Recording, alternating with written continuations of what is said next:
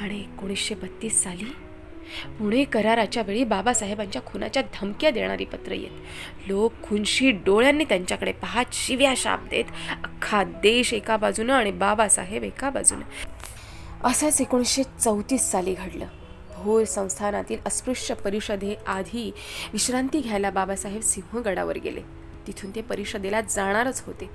अस्पृश्यानं शिवाजीचा गड बाटवला असा आरडाओरडा करीत 60-70 स्पृश्य मंडळी लाठ्या काठ्या घेऊन बाबासाहेबांना मारायला आली.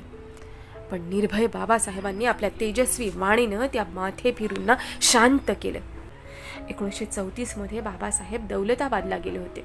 किल्ला पाहायच्या वेळी तिथल्या तळ्याचं पाणी त्यांनी हातपाय धुवायला घेतलं. पहारेकरी मुसलमान होता. त्यानं आरडाओरडा केला. अनेक मुसलमानांना बोलावलं. बाबासाहेब अत्यंत शांतपणे म्हणाले, मी जर मुसलमान झालो तर या तळ्यातलं पाणी पिण्यास नकार देशील का?